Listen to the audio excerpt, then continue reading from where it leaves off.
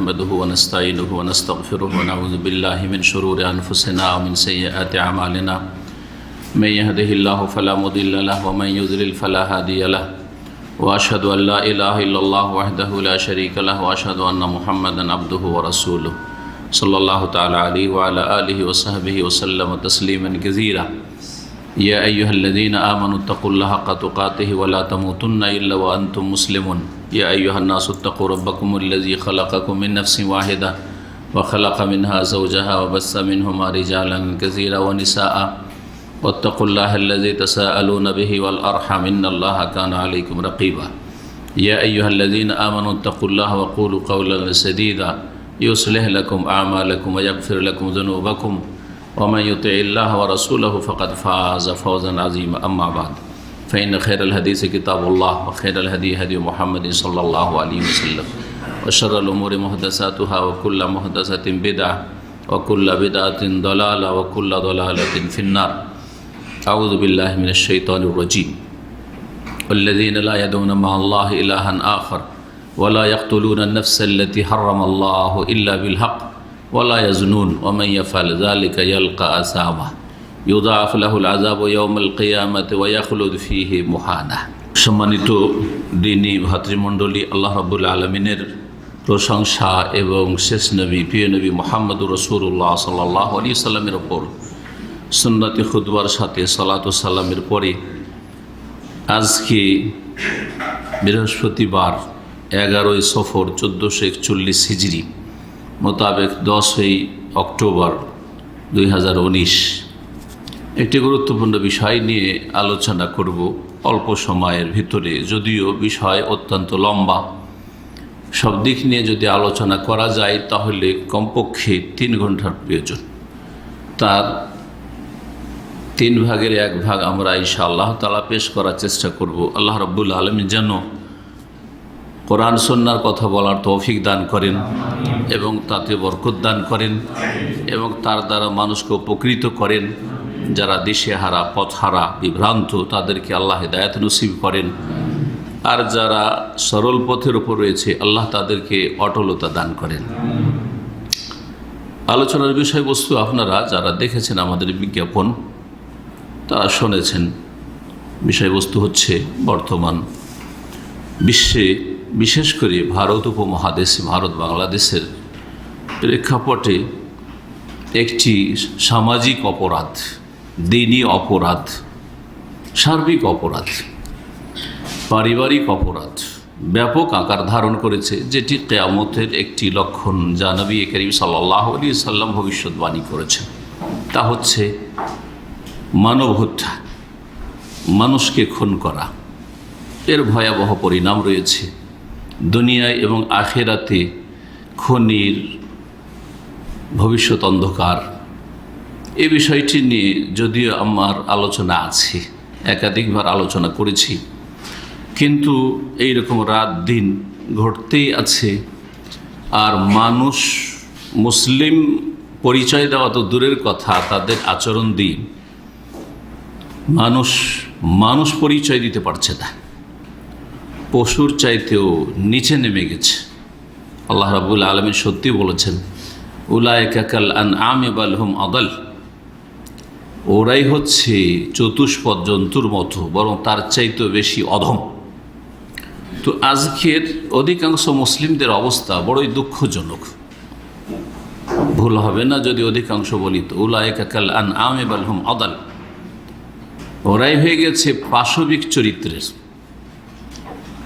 বাল হুম আদাল, বরং তার চাইতেও বেশি অধম, নিকৃষ্ট। উলাইকা হুমুল গাফিলুন, কারণ হচ্ছে যে তারা উদাসীন, তারা আল্লাহর বিধান থেকে, ওহীর বিধান থেকে, কোরআন সুন্নাহ থেকে, দ্বীন ইসলাম থেকে তারা উদাসীন হয়ে গেছে, গাফিল হয়ে গেছে, বেপরোয়া হয়ে গেছে। কোনো পরোয়া নেই, ইসলাম থাকলেই কি না থাকলেই কি, ঈমান থাকলেই কি আর না থাকলেই কি, মুসলিম থাকা না থাকা তাদের কাছে কোনো বিষয় নয়। দুনিয়ার স্বার্থ, তুচ্ছ গরজ পুরা করা হয়েছে তাদের জীবনের মুখ্য উদ্দেশ্য, যেটা একটা পশুর লক্ষ্য উদ্দেশ্য। পশুর যখন ভোর হয় তখন তার দুটা চিন্তা থাকে। একটা হচ্ছে পেটের খিদা দূর করা, আর একটা হচ্ছে যৌন ক্ষুধা দূর করা। এই দুটো ক্ষুধা দূর করার উদ্দেশ্য থাকে। এই দুটো ক্ষুধা নিবারণ ছাড়া তৃতীয় আর কোনো টার্গেট থাকে না। পেট ভরে গেলে আর কোনো ফিকির নেই একটা পশুর, পাখির। আর যৌন চাহিদা আছে, সেটা পূরণ হয়ে গেলে আর কোনো ফিকির নেই, চিন্তা নেই। মানুষ যদি এই পর্যায়ে নেমে যায়, তখন মানুষ দ্বারা যে কোনো অপরাধ হতে পারে। নিজের গরজ স্বার্থ পুরা যদি হয়ে যায়, সেটা নেতৃত্বের গরজ হোক, ক্ষমতার গরজ হোক, স্বার্থের গরজ হোক, আর পয়সার গরজ হোক, তাহলে মানুষ তখন আর মানুষ থাকে না। তো ভূমিকা না বাড়িয়ে সরাসরি আলোচনা শুরু করি। আজকের আলোচনা আগের আলোচনাগুলি থেকে ইনশাআল্লাহ তাআলা ভিন্নভাবে আমি পেশ করব বেশ কয়েকটি পয়েন্ট, যে মানব হত্যার যে ভয়াবহ পরিণাম, খুনের যে পরিণাম চরম খারাপ, এ বিষয় নিয়ে এক একটি পয়েন্ট করে আলোচনা করব, যাতে করে মানুষের বুঝে আসে বিষয়টি। আর যাকে আল্লাহ হেদায়েত নসিব করেছেন, হেদায়েতে থাকবে। অন্তত যারা এখনও কোনো মানুষকে খুন করেনি, তারা অন্তত সতর্ক হবে। যারা খুনি হয়ে গেছে, তাদের ভাগ্য খারাপ হয়ে গেছে, তাদের ফিরে আসার সম্ভাবনা খুবই কম। এই বিষয়টি ইনশাআল্লাহ তাআলা আমাদের আলোচনায় আসবে। যারা একবার কোনো মানুষকে খুন করে দিয়েছে, তাদের ওপর আল্লাহর রহমত হবে, এই আশা খুব কম করা যেতে পারে। জি, তবে যেই ব্যক্তি এখনও কোনো খুনের সাথে জড়িত নয়, কিন্তু তাদের চরিত্রে দুর্বলতা আছে, চরিত্রহীনতা আছে, তাদের মধ্যে পাশবিক চরিত্র চলে এসছে, তারা অন্তত যদি সংশোধন হয়ে যায়, আগামী দিনে কাউকে খুন না করে, তাহলে আমাদের আলোচনা তাদের জন্য উপকারী হবে। আল্লাহ যেন আমাদেরকে এই কাজে ভালো কথাকে মানুষ পর্যন্ত পৌঁছে দেওয়ার তৌফিক দান করেন এবং মানব জাতিকে সংশোধনের তৌফিক দান করেন। প্রথম যে বিষয়টি নিয়ে আলোচনা করব, সেটা হচ্ছে খুনের অপরাধ। মানুষ খুন করা যতগুলি পাপ আছে, সমস্ত পাপের মধ্যে সবচেয়ে বড় পাপের পরে দ্বিতীয় স্থানের পাপ। জি হ্যাঁ, দুনিয়াতে যতই অপরাধ হোক না কেন, বহু রকমের অপরাধ রয়েছে। ধর্মীয় ক্ষেত্রে অপরাধ, আল্লাহর হকের ক্ষেত্রে অপরাধ, বাপ মায়ের হকের ক্ষেত্রে অপরাধ, রসুলের হকের ক্ষেত্রে অপরাধ, মানুষের হকের ক্ষেত্রে অপরাধ, সৃষ্টির হকের অন্যান্য মখলুকাত রয়েছে সেসবের ক্ষেত্রে অপরাধ, ব্যক্তি জীবনের ক্ষেত্রে অপরাধ, পারিবারিক ক্ষেত্রে অপরাধ অন্যায়, সামাজিক ক্ষেত্রে অপরাধ, আর্থিক ক্ষেত্রে অন্যায় অপরাধ, রাষ্ট্রীয় ক্ষেত্রে অপরাধ। অপরাধের শেষ নাই, ক্রাইমের শেষ নেই। সমস্ত অপরাধ অন্যায় পাপের মধ্যে দ্বিতীয় নম্বরের পাপ হচ্ছে, চরম অন্যায় হচ্ছে মানুষকে খুন করা।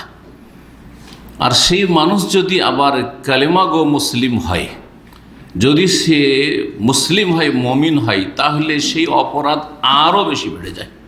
এমনি যে কোনো মানুষকে হত্যা করা, সে কাফের হোক, বাস এমন কাফের যাতে না হয় যেই কাফের মুসলিমকে খুন করার জন্য প্রস্তুত হয়ে রয়েছে, সে হচ্ছে হারবি, তার খুনের মূল্য নেই। কিন্তু বাকি যে কোনো অমুসলিমের রক্তের মূল্য আছে শরীয়তে। দ্বিতীয় বড় অপরাধ হচ্ছে মানুষ খুন করা।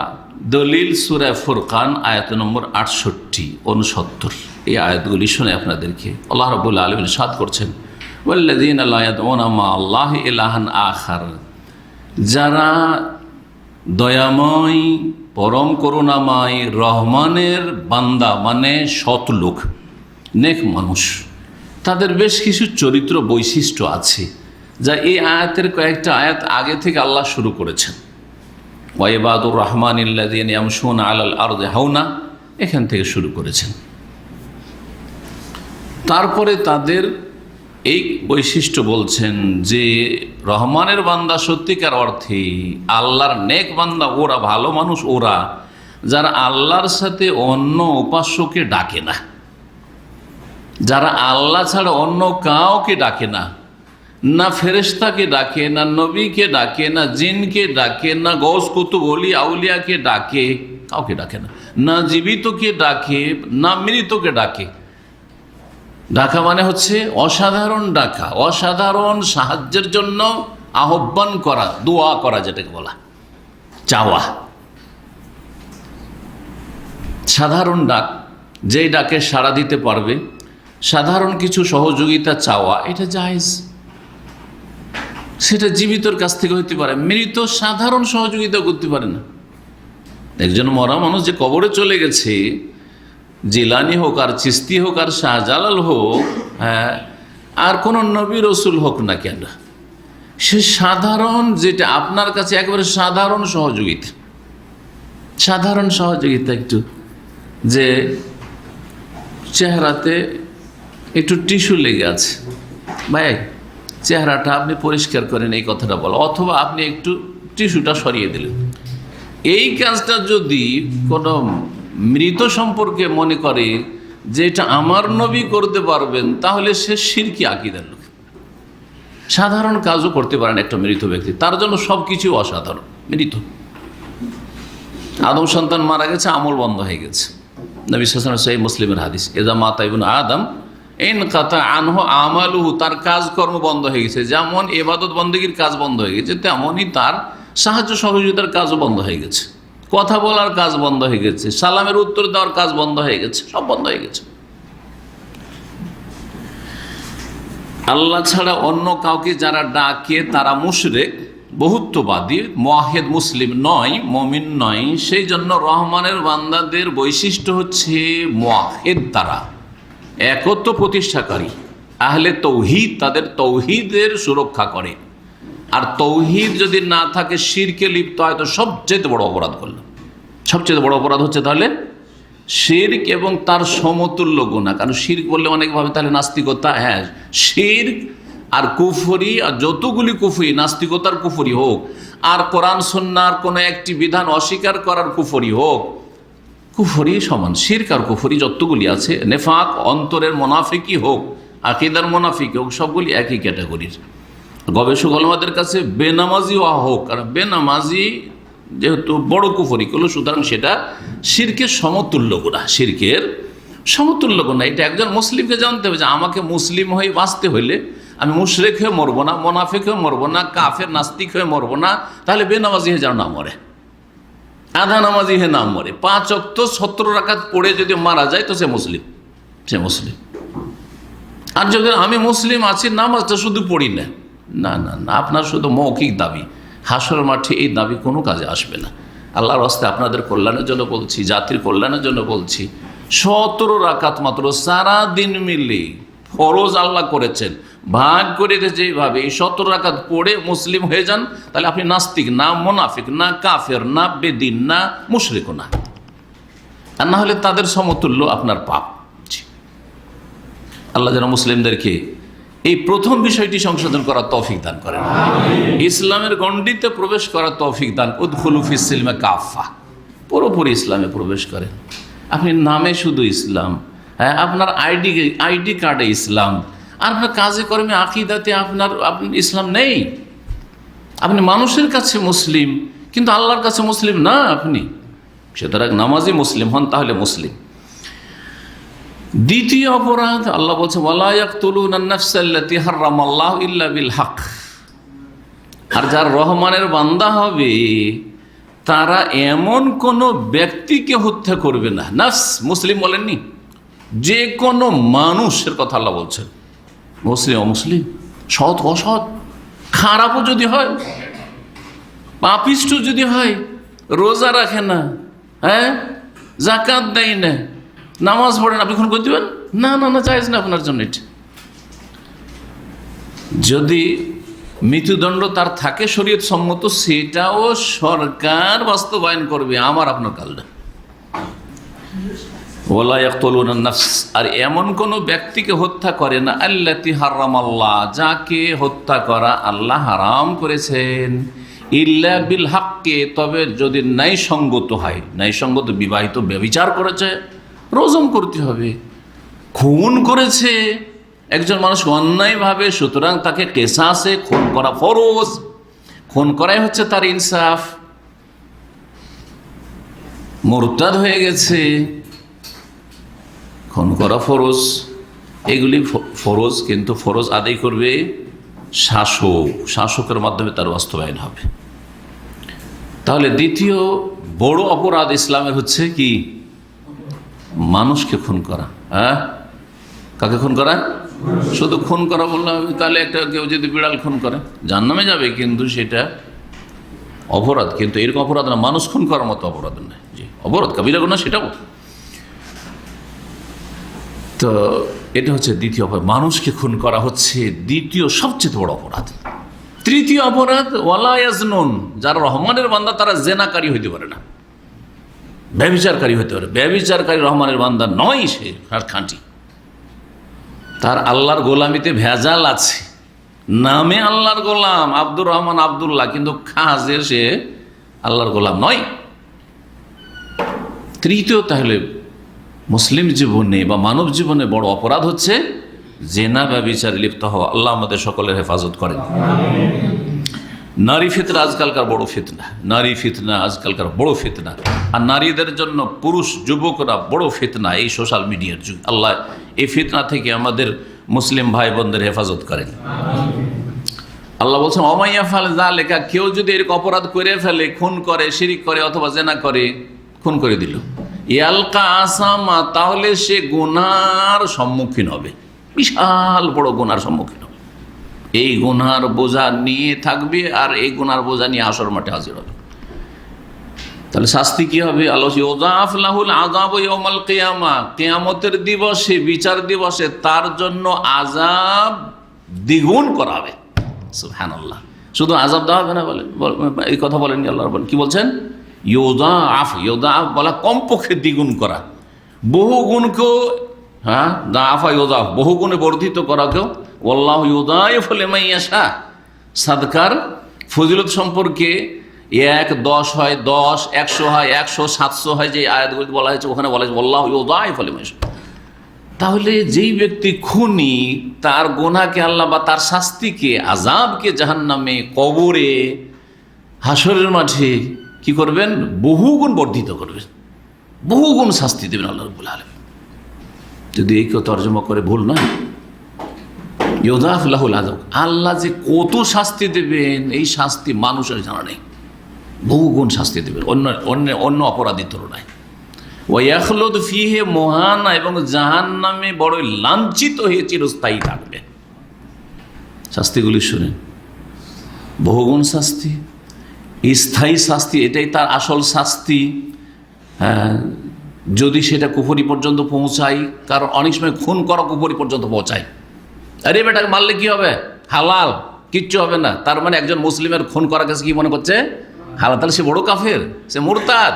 ভালো করে শুনুন, কিন্তু যদি বলে যে না মুসলিমের খুন হারাম, কিন্তু রাগ বরদাস্ত করতে পারিনি, অথবা এরকম কিছু হয়েছে খুন করে দিয়ে, তখন বলবো সে ফাসিক আর দুর্বল, কোন রকম ইমান আছে, শুধু কমজোর ইমান আছে। বলো, তাহলে সব খুনি মুসলিম নয়, অনেক খুনি কাফের মুরতাদ।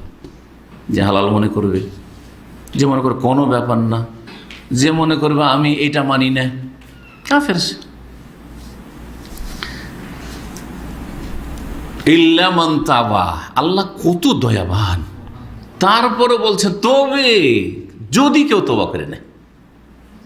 তওবা শুধু মৌখিক নয়, আর যখন শাস্তি হলো রিমান্ডে, তখন তওবা আর জীবনের করবো না নয়।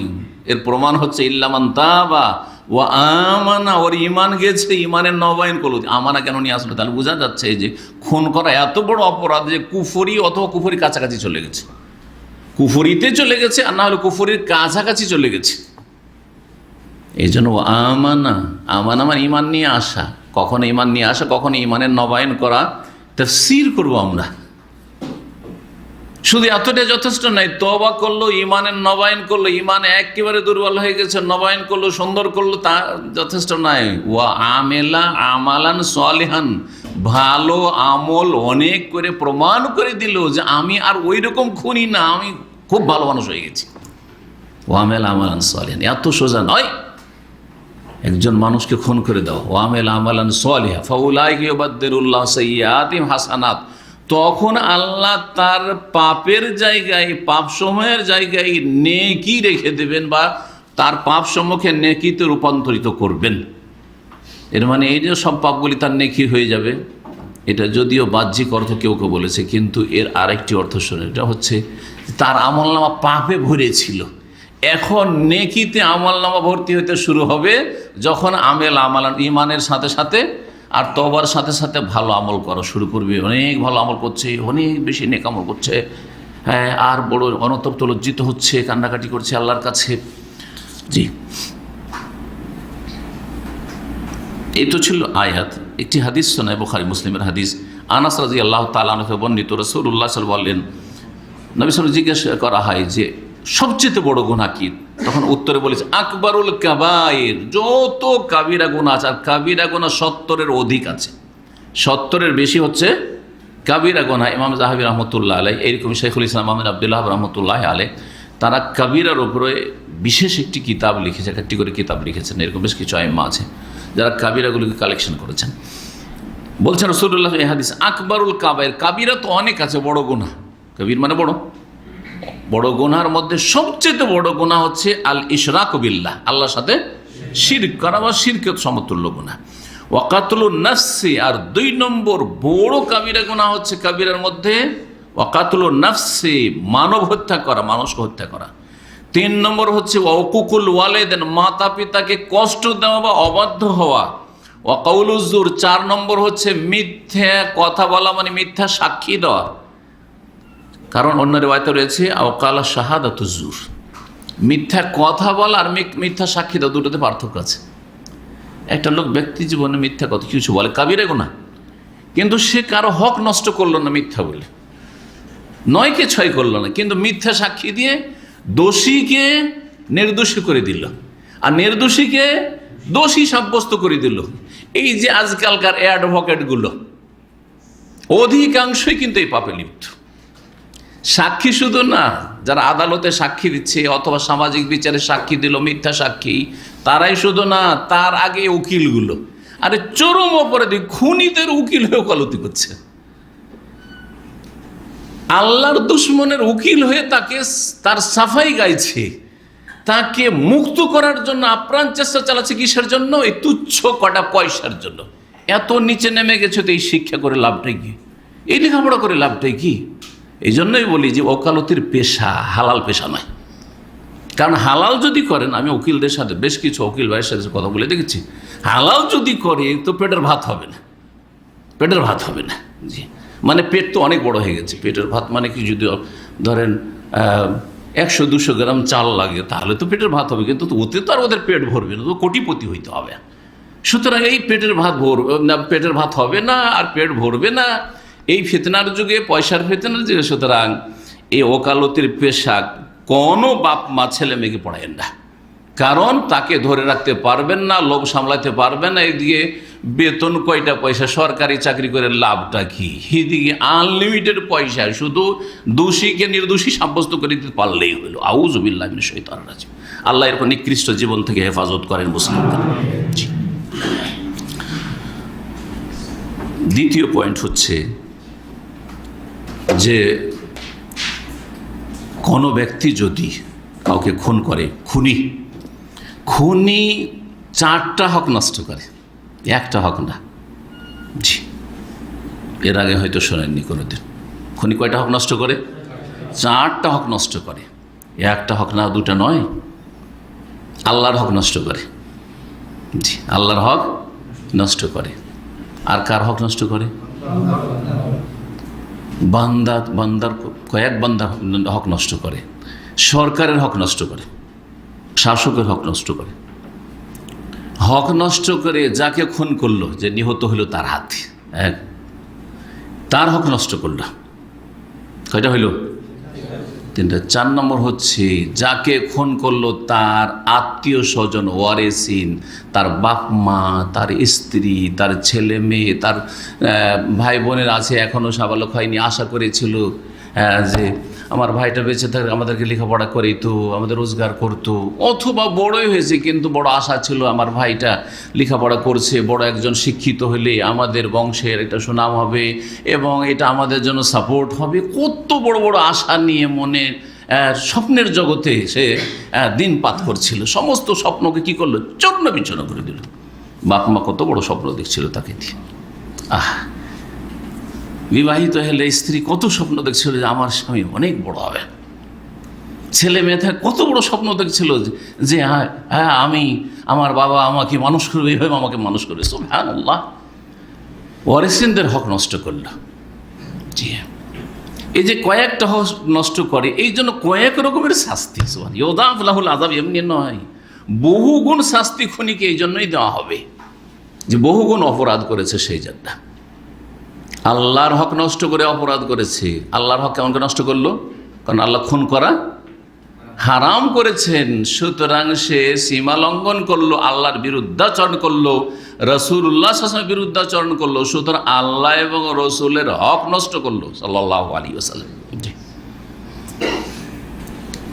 এই যে হক নষ্ট করলো, সেই জন্য আল্লাহ রাব্বুল আলামিন তাকে জাহান্নামের শাস্তি দেবেন, জাহান্নামের শাস্তি দেবেন। শুধু জাহান্নাম নয়, 5 রকমের শাস্তি একটি আয়াতে আসছে, ইনশাআল্লাহ বলছি সেই আয়াতটি। আর এর আগে যে আয়াত শুনে সূরা ফুরকান শুনে, তাতে 2 রকমের শাস্তির কথা, বহুগুণ শাস্তি, আর তার সাথে সাথে লাঞ্ছিত হয়ে থাকবে সেখানে, লাঞ্ছিত অপদস্থ, কোনোদিন ইজ্জতের জিন্দেগি পাবে না। এমনকি সমাজে একজন খনি কোনোদিন সম্মানের জিন্দেগি পেয়েছে? আরে যতই বড় নেতা হয়ে যাক না কেন, আর যতই বড় পুঁজিপতি হয়ে যাক না কেন, এলাকার মানুষ সামনেও যদি বলতে সাহস নাও পায়, তবুও বলবে যে এই যে জমিদার এ হচ্ছে খুনি, এই যে নেতা আমাদের মন্ত্রী খুনি, বলবে না? লাঞ্ছিত, সে লাঞ্ছিত। আর আপনি একজন গরিব, রাস্তা ক্লিন করছেন, কিন্তু এইরকম কোনো অপরাধ করেননি, সুতরাং সমাজে আপনি সম্মানিত, সম্মানিত। লোকটা ভালো, মারা গেলেও সুনাম করবে, বেঁচে থাকলেও সুনাম করবে, রাস্তাতে চলে যাচ্ছেন ওটি চলে যাচ্ছে সুনাম করবে। যে ভালো মানুষরা সুনাম করবে, খারাপ লোকের কাছ থেকে সুনাম নেওয়ার কোনো প্রয়োজন করে না।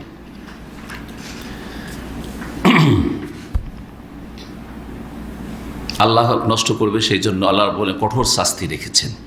জি হ্যাঁ, আর বলেন, হ্যাঁ, কার? সরকারের হক নষ্ট করেছে। সরকার হক কি করে নষ্ট করলো?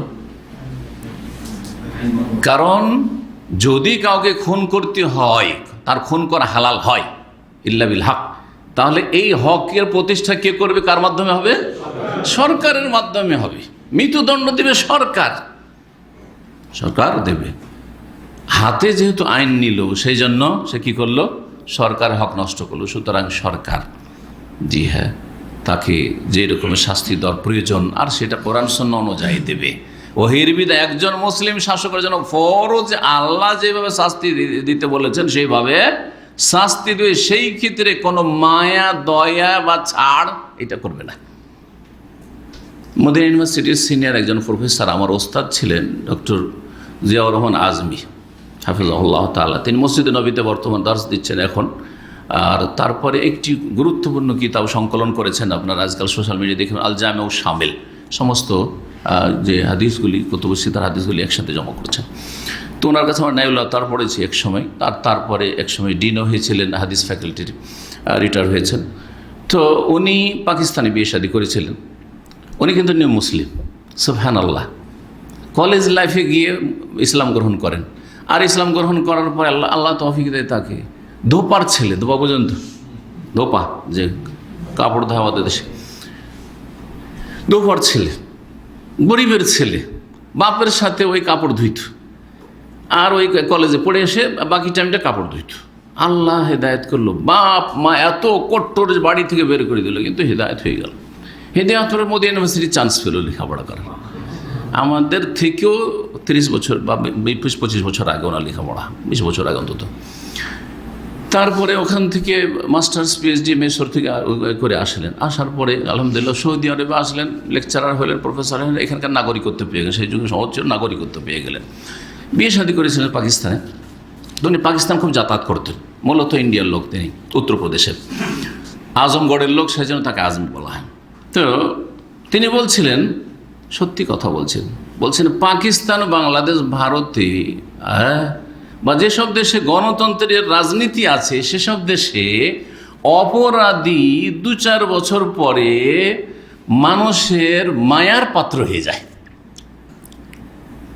অপরাধী আমাদের দেশে কী হয়ে যায়? অপরাধী কী হয়ে যায়? জনগণের মায়ার পাত্র, ভালোবাসার পাত্র হয়ে যায়। এই কথাটা বলেছিলেন। তারপরে তিনি এক্সপ্লেন করে ব্যাখ্যা করলেন কেমন করে শোনা। শরীয়তের বিধান হচ্ছে যে খনি খুন করেছে, সুতরাং সাথে সাথে ধরে এই 2-4 সপ্তাহের মধ্যে কি করে দেওয়া হবে, কিসাস, মৃত্যুদণ্ড দিয়ে দেওয়া হবে। এই 2-4 সপ্তাহ কি 2-4 মাস, 6 মাস, 1 বছর, মানুষের সবার রাগ আছে যে খুনের বদল খুন চাই, খুনের বদল খুন চাই, ঠিক কিনা? সুতরাং এই সময় যখন খুন করা হবে 2-4 সপ্তাহের মধ্যেই কিসাসে খুন করা হবে, তখন সবাই বলবে আলহামদুলিল্লাহ, আলহামদুলিল্লাহ যে ওই লোক খনিগুলোকে খুন করা হয়েছে, খনিগুলোকে সরকার মৃত্যুদণ্ড দিয়েছে, আলহামদুলিল্লাহ। পড়বে না পড়বে না?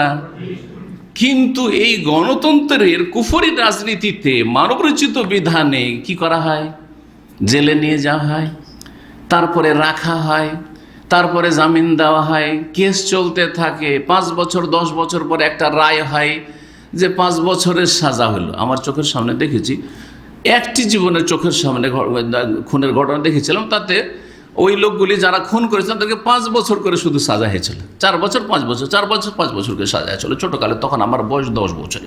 এই একটা জীবনের চোখের সামনে মারামারি করে, গ্রাম্য মারামারিতে চাচাতো ভাইকে দিল খুন করে। যাই হোক, 5 বছর করে সাজা হইল। যখন 5 বছর সাজা হইল, কতদিন পরে 5 বছর 10 বছর কেস লড়ার পরে তখন গোটা এলাকাবাসী হাই হতাশ করা শুরু করলো। আহারে আহারে, লোকটার ছেলে মেয়ে কী করে খাবে, লোকটার স্ত্রী কী করে খাবে, 5টা বছর জেলে থাকবে। তো এই খুনির জন্য আফসোস করা শুরু করলো। হচ্ছে না? অবশ্যই অবশ্যই। তখন ওর কথা ভুলে গেছে, এই যে বেচারাকে নির্মমভাবে হত্যা করলো, বা যেভাবে হত্যা করুক না কেন, হত্যা করলো, ওইটা ভুলে গেছে এখন মানুষ। এখন যেটা সামনে আসছে এটা তো বড় কষ্টকর হয়ে গেল, কি করে তার সংসার চলবে এই নিয়ে চিন্তা হয়ে গেল। কিন্তু একটা সংসার ধ্বংস করেছে, একজনের ভবিষ্যতে কত তার আশা আকাঙ্ক্ষা ছিল, দুনিয়ায় বেঁচে থাকলে সে আল্লাহর ইবাদত বন্দেগী করতো, কত নামাজ পড়তো, কত রোজা রাখতো, কত তাহাজ্জুদ পড়তো, কত সাবিকাদার পেত, সমস্ত থেকে বঞ্চিত করেছে। হ্যাঁ, কিন্তু কয়েক বছর পরে মায়া হইতে লাগলো, এতদিন জেলে পচছে, এখন জেলে পচছে, আফসোস। তখন মনে মনে বলছে জেল থেকে যদি ছাড়া হয়ে যেত তাহলে ভালো হইতো। দেখলেন তো, ভারত, বাংলাদেশ, পাকিস্তানে, কারণ গণতন্ত্র শুধু সেখানে নামে ব্যবহার হয়, কিন্তু গণতন্ত্রের প্রয়োগ ওই যারা গণতন্ত্র তৈরি করছে তারা করে। এই সব দেশে গণতন্ত্রের কোনো প্রয়োগ হয় না। জি, তো এই গণতন্ত্রের নামে অবিচার, গণতন্ত্র অবিচার।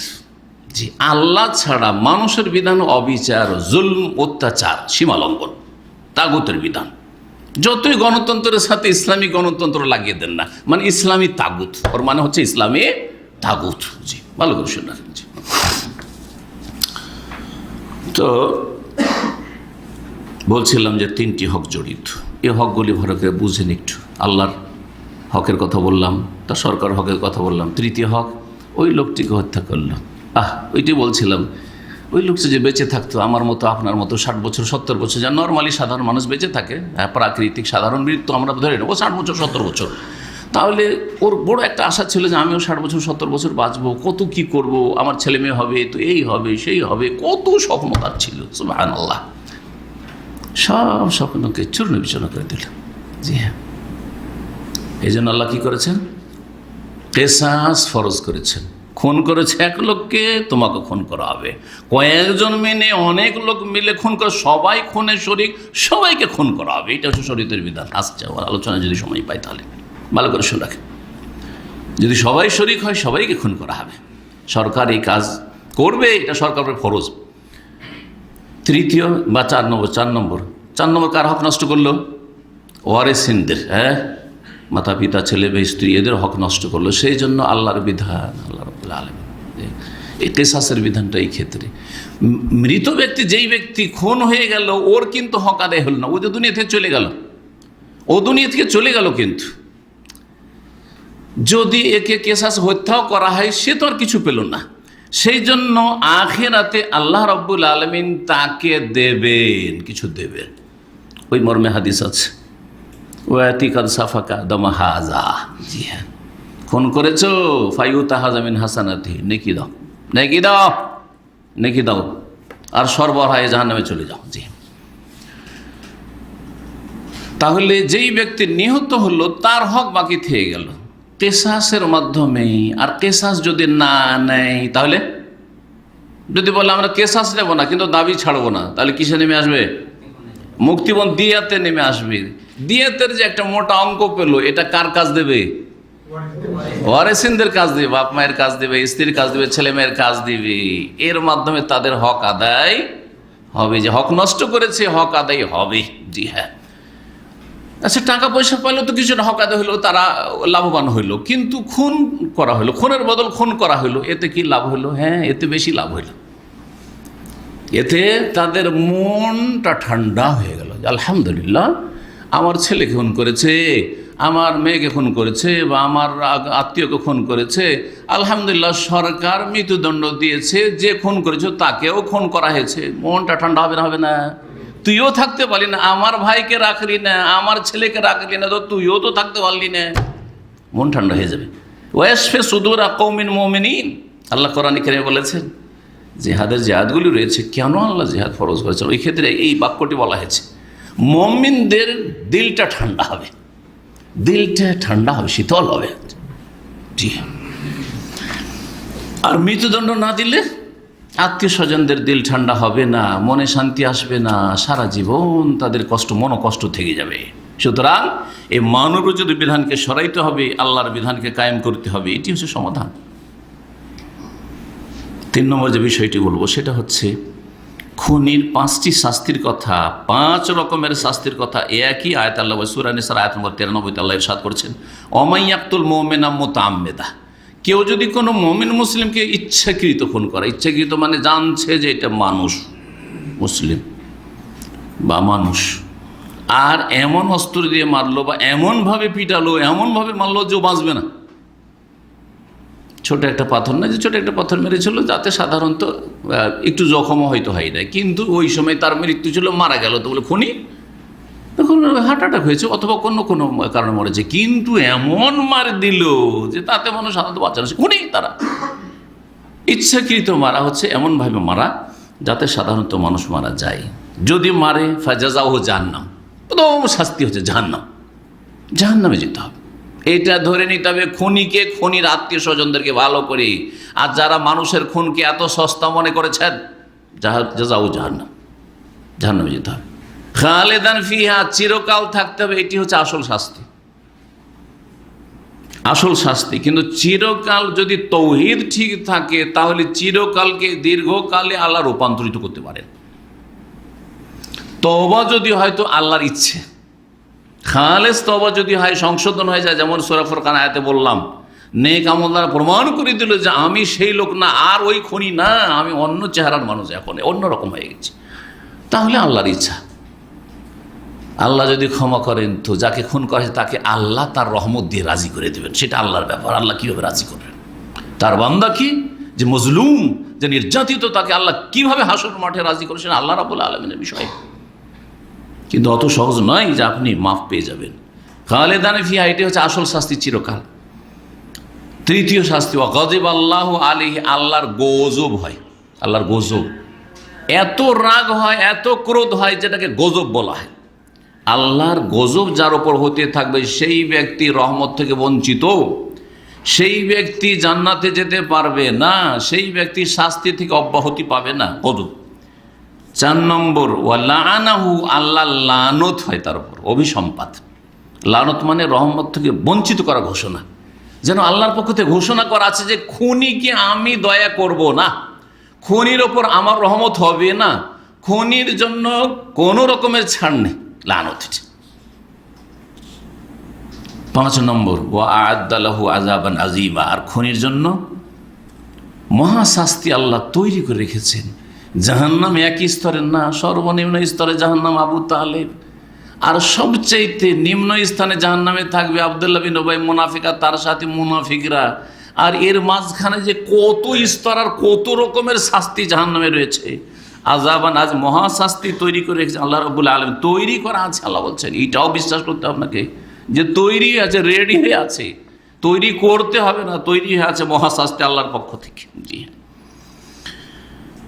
রাসূলুল্লাহ সাল্লাল্লাহু আলাইহি ওয়াসাল্লাম একটি হাদিসে বলেন, তিরমিজির হাদিসটি আল্লামা আলবানী সহিহ বলেছেন, লাউ আন্না আহলাস সামাই ওয়া আহলাল আরদ ইশতারাকু ফি দামে মুমিন, সমস্ত আসমানবাসী, আসমানবাসী মানে মালায়েকা ফেরেশতা, আরে জিবরাইল মিকাইল করবে না, কারণ আল্লাহ তাদেরকে ওই ক্ষমতা দেয়নি। কিন্তু যদি ধরেন সাপোজ সমস্ত আকাশবাসী ও আহলাল আরজ, আর জমিনবাসী মানে মানুষ, জিন ও জমিনবাসী, ইশতারাকু ফি দামে মুমিন, একজন মুমিন উসমে খুন করায় শেয়ার করেছে। কেউ ধরে এনে দিয়েছে, কেউ ধরে থেকেছে, কেউ পিটিয়েছে, কেউ মুখ চেপে ধরেছে, কেউ এই করেছে, হাত পা বেঁধেছে, এক কথায় শেয়ার করেছে। ইশতারাকু ফি দামে মুমিন লাআকাব্বাহুমুল্লাহু ফিন্নার, তাহলে আল্লাহ সবাইকে জাহান্নামে মুখের ভরে আছাড় দিয়ে ফেলবেন। আল্লাহু আকবার। লাআকাব্বাহুমুল্লাহু ফিন্নার, জাহান্নামে আল্লাহ আছাড় দিয়ে ফেলবেন। এই হচ্ছে নবী করিম সাল্লাল্লাহু আলাইহি ওয়াসাল্লামের সহিহ হাদিস। ভয় করা উচিত মানুষকে যদি ঈমান থাকে। কিন্তু আমার মনে হচ্ছে আসলে খুনিদের ঈমান নেই। যেই ব্যক্তি খুন করার সাহস করে তাদের ঈমান নেই। জি হ্যাঁ, এটা হচ্ছে আসল। জি, 4 নম্বর যে বিষয়টি বলবো সেটা হচ্ছে, যেই ব্যক্তি কোনো একজনকে অন্যায়ভাবে খুন করে সে সমস্ত মানুষের খুনি, সে সমস্ত মানবতার খুনি। সুতরাং খুনের বিরোধী সমস্ত মানুষকে হওয়া উচিত। খুনির পক্ষ নেবে কি করে? সে মানুষই নয় যে খুন করবে, মানুষই নয় সে যে খুনির পক্ষ নেবে। জি, সমস্ত মানবতাকে খুন করলো সে, যাকে খুন করলো তারও খুনি, যাদেরকে খুন করেনি বেঁচে আছে তাদেরও খুনি সেই ব্যক্তি, মানবতার খুনি। মানব জাতির খুনি হচ্ছে ওই ব্যক্তি, যেই ব্যক্তি একজন মানুষকে খুন করে। আর কেউ যদি একজন মানুষকে উদ্ধার করে, তার প্রাণ চলে যাচ্ছিল, মেরে দিচ্ছিল, কোন রকম করে বাঁচিয়ে দিতে পেরেছে, তাহলে সমস্ত মানুষকে যেন বাঁচিয়ে দিল সে। সূরা মায়েদার আয়াত নম্বর 32 আল্লাহ রাব্বুল আলামিন ইরশাদ করছেন যে এটা হচ্ছে প্রাচীন বিধান, মিন আজলি যালিকা কাতাবনা আলা বানি ইসরাইল। এই কারণে মানুষের রক্তের অনেক মূল্য আছে আল্লাহর কাছে, কিন্তু বর্তমান যুগে মানুষের রক্তের মূল্য সবচাইতে কম, আবার রক্তের মধ্যে মুসলিমের রক্ত আরও কম। এর চাইতে সস্তা মার্কেটে কিছুই পাওয়া যায় না। রসুন, পেঁয়াজ, আলু, ডাল, চাল এত সস্তা নেই যত সস্তা আজকাল মুসলিমদের খুন। মুসলিম খুন করে দাও, মুসলিমের পক্ষ থেকে কেউ বলবে না। জি, মুসলিমকে যদি বেদিনরা খুন করে তারা সন্ত্রাসী হয় না, তারা সন্ত্রাস সৃষ্টি করে না, তারা জঙ্গি নয়, হ্যাঁ, তারা টেরোরিস্ট না। কিন্তু একজন যদি দাড়িওয়ালা বা নামাজি যদি একটা চাকু রাখে পেঁয়াজ রসুন কাটার জন্য বাড়ির, আর তার হাতে চাকুটা দেখে, আরে দাড়িওয়ালার হাতে চাকু পাওয়া গেছে, সুতরাং এই হচ্ছে জঙ্গি। জি, এ হচ্ছে বর্তমান যুগ। জি, কেন এরা জঙ্গি না? এরা সন্ত্রাসী না যারা খুন করছে? যারা ছেলে ধরা বলে খুন করে দিল, যারা এইভাবে একটা ছেলেকে খুন করে দিল, বিভিন্ন যারা হাত দিন ঘটনা আছে পত্রপথে, এমন কোনো দিন নেই যেদিন খুন হচ্ছে না, যে কেউ খুন হোক না কেন। আমাদের কাছে শিক্ষিত অশিক্ষিত একটা রাষ্ট্রপতিকে খুন করা আর একটা রাস্তার ক্লিনারকে খুন করা আমাদের কাছে না, আল্লাহর কাছে সমান। আল্লাহর কাছে কোনো পার্থক্য নেই। যে দেশের কোনো শাসককে খুন করে দিলে তার জন্য মৃত্যুদণ্ড, আর যদি একটা গরিব ক্লিনারকে রাস্তায় কেউ খুন করে দেয় তাহলে তার জন্য কোনো কিছুই নেই। না না না, এমন কোনো পার্থক্য নেই। শিক্ষিত অশিক্ষিত, নর নারী, শিশু, বালক নাবালক, এমনকি মায়ের পেটে আছে 120 দিনের হয়ে গেছে। ভালো করে শুনে রাখেন, মায়ের পেটে গর্ভধারণ করেছে মারে 120 দিন হয়ে গেছে, এখন রূহ তাতে সঞ্চারিত হয়ে গেছে, আর তারপরে অ্যাবর্শন করলো, বাচ্চা নষ্ট করছে অনেক বেদিন ফাসেক মুসলিমরা, আর কাফেররা তো করছে। কাফেরদের পদে পদে পা দিয়ে চলেছে আজকে মুসলিম জাতি। মনে রাখবেন যে ওই মা খুনি, ওই বাপ খুনি যে অবর্ষণ করায়। জি, ভালো করে শুনে রাখেন, সমান। একজন আমাদের মতো জীবিত জ্যান্ত মানুষ চলাফেরা করছে তাকে খুন করা, আর 120 দিনের একটা পেটের বাচ্চাকে, ভ্রূণকে খুন করা সমান। ভালো করে শুনে, সমান। সেটা তারও হায়াত আছে, যেমন আমার হায়াত রয়েছে। আমি যেমন বাইরে শ্বাস প্রশ্বাস নিচ্ছি, সে মাতৃগর্ভে শ্বাস প্রশ্বাস নিচ্ছে। আমার যেমন রূহ আছে, আত্মা আছে, তেমন তার ভিতরে আত্মা সঞ্চারিত করে দেওয়া হয়েছে। সুতরাং সেটা ওই রকমেরই অপরাধ। ভালো করে শোনা রাখেন, কোনো মতেই কম না। আল্লাহ বলছেন যে বনি ইসরায়েলদের ওপর এটা লিখে দেওয়া হয়েছিল, ফরজ করে দেওয়া হয়েছিল, আন্নাহমান কাতালা নাফসান বেগাইরে নাফসিন, কেউ যদি অন্যায়ভাবে কোনো ব্যক্তিকে হত্যা করে, আফাসাদিন ফিলাসে, কোনো বিপর্যয় সৃষ্টি করে, বিশৃঙ্খলা সৃষ্টি করেনি যে সে দেশদ্রোহিতা করেছিল বা শান্তিকে বিঘ্নিত করেছিল, সুতরাং তার মৃত্যুদণ্ড হয়েছে, অথবা হিরোইন পাচার করছিল, এগুলো হচ্ছে ফাসাদ ফিল আরদ, এমন কিছুও করেনি। ফাকান্নামা কাতালান নাসা জামিয়া, একজন নির্দোষী মানুষকে যদি কেউ খুন করে তাহলে সেই ব্যক্তি যেন কাতালান নাসা জামিয়া, সমস্ত মানুষকে খুন করল, সমস্ত মানুষকে, সমস্ত মুসলিমকে খুন করলো, সমস্ত ইহুদি নাসারা, যত হিন্দু বৌদ্ধ খ্রিস্টান যত কেউ আছে সবকে খুন করলো, সমস্ত মানুষকে খুন করলো। Catalan NASA Jamia. ওমান আহিয়াহা, আর কেউ যদি একজন মানুষকে বাঁচিয়ে দিতে পারে, ফাকা আন্নামা আহিয়া নাসা জামিয়া, সে সারা বিশ্বের সমস্ত মানবতাকে সে জীবন দান করলো। আল্লাহ যেন আমাদেরকে ভালো কাজ করার তৌফিক দান করেন আর মন্দ কথা কাজ থেকে, অপরাধ থেকে বাঁচিয়ে রাখেন। সমাজে মাঝে মল্লিক 5 নম্বরে যে বিষয়টি বলব সেটা হচ্ছে খুন করা যে চরম বড় অপরাধ, সেই জন্য আল্লাহ আখিরাতের শাস্তি দিয়ে ক্ষান্ত হননি, দুনিয়ারও শাস্তি রেখেছেন।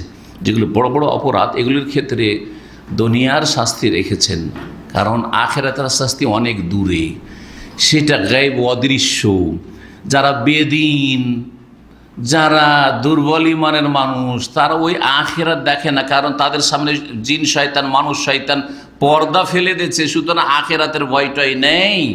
দুনিয়ার কিছু দণ্ডবিধান থাকতে হবে, না হলে এরা ভয় পাবে না, মানুষকে বেঁচে থাকতে দেবে না, মানুষকে রুজি রোজগার করতে দেবে না, মানুষকে চলাফেরা করতে দেবে না। সেই জন্য আল্লাহ রাব্বুল দুনিয়াতে শাস্তি নির্ধারিত করেছেন, সেটা হচ্ছে কিসাসের বিধান।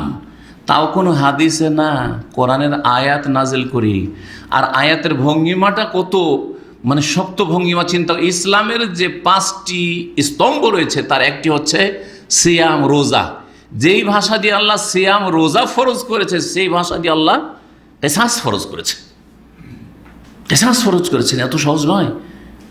ইয়া আইয়ুহাল্লাযীনা আমানু কুতিবা আলাইকুমুস সিয়াম, আর ইয়া আইয়ুহাল্লাযীনা আমানু কুতিবা আলাইকুমুল কিসাসু ফিল কাতলা, হে মুমিন সকল, তোমাদের উপরে কিসাসকে ফরজ করা হয়েছে। কুতিবা মানে ফরেজা, বিধিবদ্ধ করা হয়েছে, ফিল কাতলা, নিহতদের ক্ষেত্রে। কাউকে যদি নিহত করে, হত্যা করে, তাহলে কিসাস ফরজ। আর এই ফরজের বাস্তবায়ন করবে সরকার, শাসক, যখন যে শাসক থাকবে। আল্লাহ রাব্বুল আলামিন যেন আমাদের সর্বস্তরে দ্বীন ইসলামের বিধিবিধান বাস্তবায়নে তৌফিক দান করেন এবং এই রকমের অবস্থা যেন তৈরি করে দেন। আর মুসলিমদের পাপের কারণে এইসব অবস্থা তৈরি হয়েছে, সুতরাং মুসলিমদেরকে পাপমুক্ত হয়ে দিনের দিকে, তৌহিদের দিকে, সুন্নাহর দিকে, ইসলামী বিধানের দিকে ফিরে আসার তৌফিক দান করেন।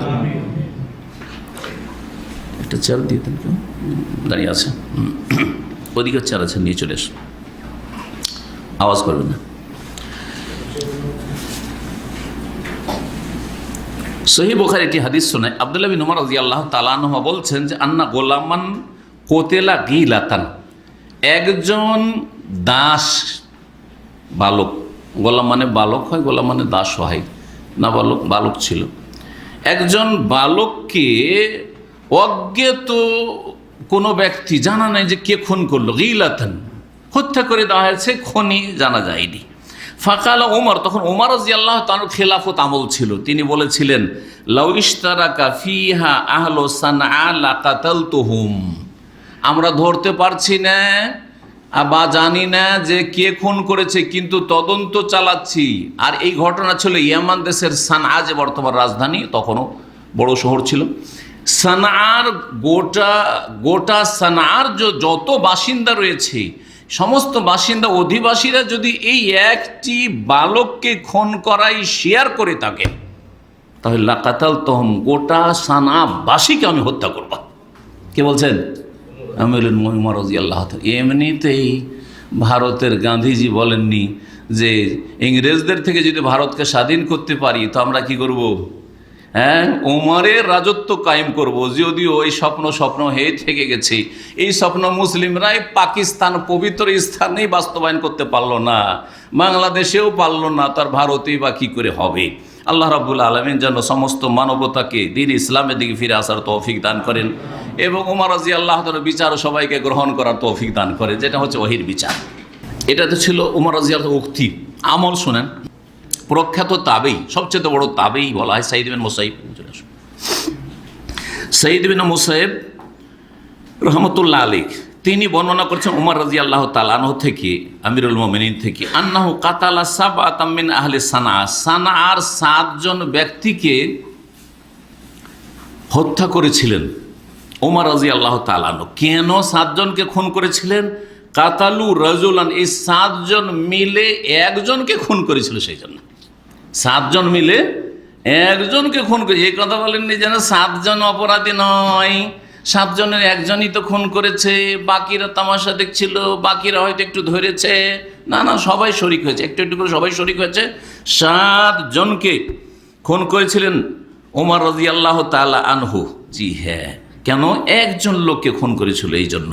ওয়াকালা, আর তিনি বলেছেন তার ঐতিহাসিক এই বাণী, লাউ তামালা আলাইহি আহলু সানআ, গোটা সানআর অধিবাসীরা সবাই যদি একমত হইতো যে একে খুন করো, সবাই যদি একমত হতো, লাকাতালতুহুম বিহি, তাহলে এই খুনের বদলে গোটা সানআর অধিবাসী সবাইকে খুন করতাম আমি।